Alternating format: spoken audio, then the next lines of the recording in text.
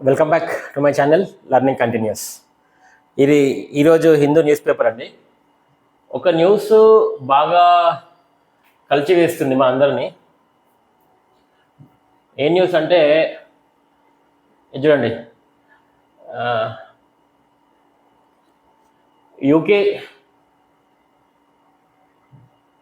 UKG student dies after being slapped by teacher.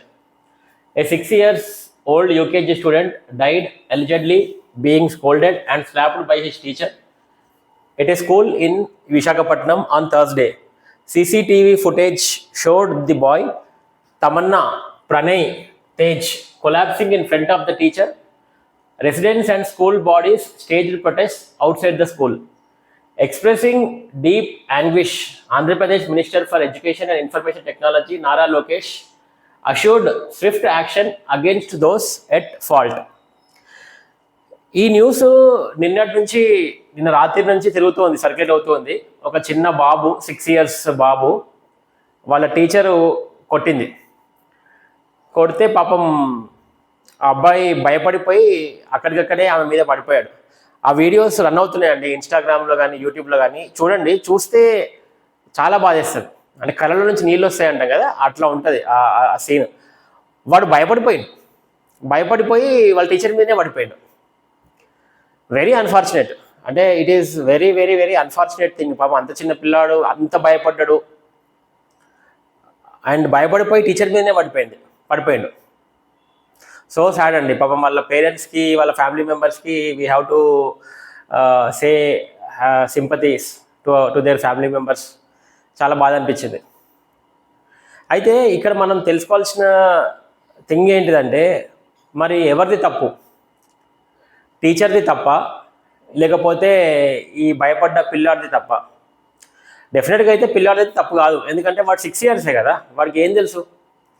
He's 6 years పిల్లాడికి డెఫినెట్గా వాడికి తెలియదు. వాడు నిజంగా భయపడిపోయిండు టీచర్ ఇంకా కొడుతుందేమో అని. ఆ టీచర్ కూడా ఒకటి కొట్టిందంట, చెంపదెబ్బ కొట్టిందంట, అంతే. పోనీ వాడేమి బ్లాక్ అండ్ బ్లూ కూడా కొట్టలేదు. బ్లాక్ అండ్ బ్లూ అంటాం కదా, మనల్ని కొట్టేవాళ్ళు కదా చిన్నప్పుడు, ఇరగదీసేవాళ్ళు కదా, అట్లా కాదు. నార్మల్గా చెంప మీద కొట్టిందంట. వాడు దానికే భయపడిపోయిండు. ఇమ్మీడియట్గా వాడు హార్ట్ ఆగిపోయిందో ఏమైందో పాపం, he fell unconscious and he died immediately. అయితే ఇప్పుడు మరి టీచర్ది తప్ప అంటే, వీడైతే తప్పు కాదు, మరి టీచర్ది తప్ప అంటే, టీచర్ది తప్పు అని వీళ్ళు గొడవ చేస్తున్నారు. డెఫినెట్గా వాళ్ళకి, కన్న వాళ్ళకి, పేరెంట్స్కి, ఫ్యామిలీ మెంబర్స్కి ఉంటుంది. కానీ ఎంతవరకు టీచర్ది తప్పు? ఇప్పుడు మనము పెరిగినప్పటి నుంచి మనల్ని కొట్టకుండానే, మన టీచర్స్ మనల్ని కొట్టకుండానే మనల్ని పెంచారా? ఇంగ్లీష్లో ఒక సామెత ఉంటుందండి, spare the rod spoil the child. అంటే నువ్వు బెత్తం వంచకపోతే మనకి పిల్లవాడు కరెక్ట్గా చేతికి రాడు అనేది దాని మీనింగ్ అనమాట. సో మనందరినీ కొట్టే కదా మనల్ని పెంచారు. ఇంకా మన జనరేషన్స్ ఎవరైతే మిలీనియల్స్ అయితే, మనల్ని మన పేరెంట్సే చెప్పేవాళ్ళు పోయి టీచర్కి, సార్ ఈ నిరగదీయండి సార్, మీరు ఉతికి ఆరేయండి అని చెప్పి చింతబరిగెలు, స్కేల్స్, పెద్ద పెద్ద స్కేల్స్ పెట్టి మనల్ని కొట్టేవాళ్ళు. మమ్మల్ని అయితే ఇరగదీసిరండి మా స్కూల్లో అందరినీ. మన generation, 90s generations, 80s 70s last generation అందరినీ ఇరగదీసారు. కానీ ఇప్పటి పిల్లలు కొంచెం కొట్టినా కానీ ఇట్లా అయిపోతుంది. అఫ్కోర్స్ ఇది వెరీ అన్ఫార్చునేట్, అందరూ అట్లున్నారని కాదు. బట్ మనం ఏం తెలుసుకోవాలంటే, ఇవాళ రేపు పేరెంటింగ్ ఎట్లా ఉంది అండ్ మన గవర్నమెంట్ నుంచి వస్తున్న కరికులం ఎట్లా ఉంది, దీంట్లో కదా రావాల్సిన మార్పు. దీంట్లో రావాలి. పిల్లల్ని చాలా సున్నితంగా పెంచడం జరుగుతుంది. ఫస్ట్ ఆఫ్ ఆల్ చాలా అంటే చాలా లైఫ్ స్కిల్స్ పేరెంట్స్ నేర్పట్లేదు పిల్లలకి.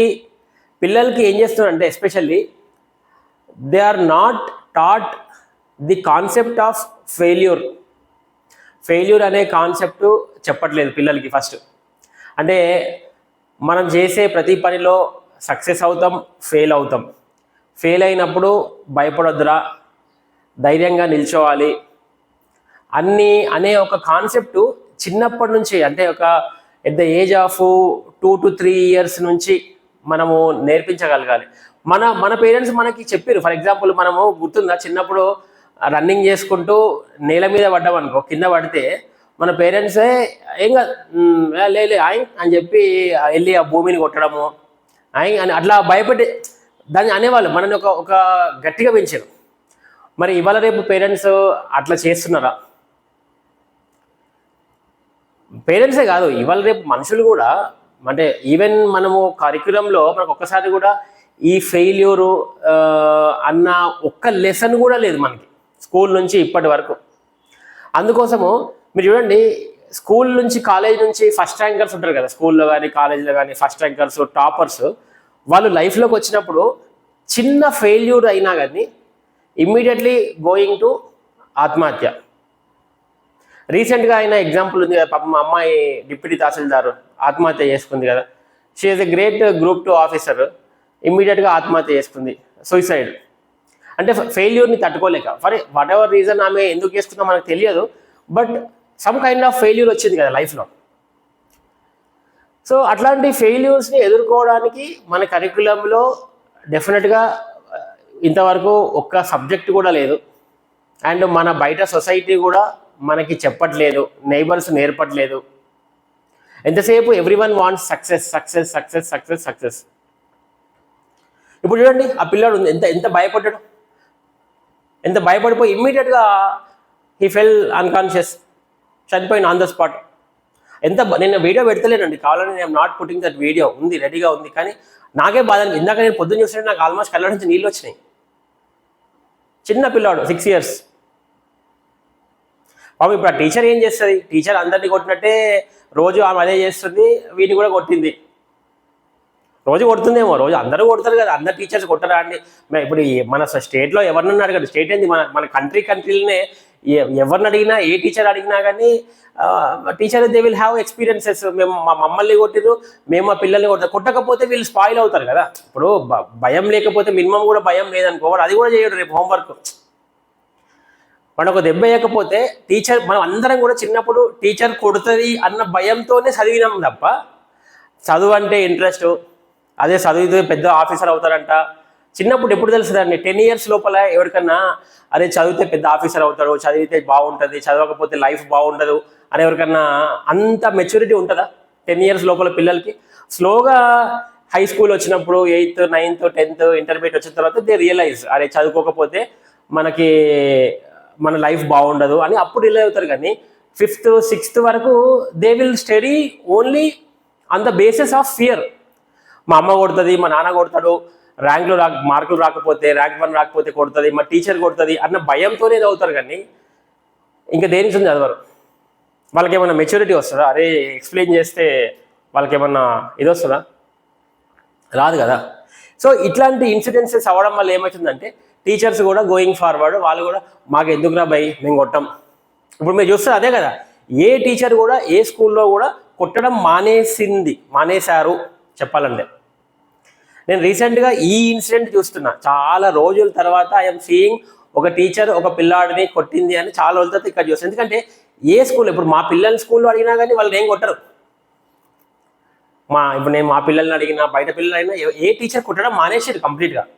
ఎందుకంటే కొడితే ఏమవుతుందో, కొడితే పోరగాళ్ళు అడ్డం పడుతున్నారు కదా, దే ఆర్ గెట్టింగ్ బేవుష్ అయిపోతున్నారు. పేరెంట్స్ ఉర్రమని ఉరికొచ్చేస్తున్నారు, స్కూల్ మీద దాడి చేస్తున్నారు.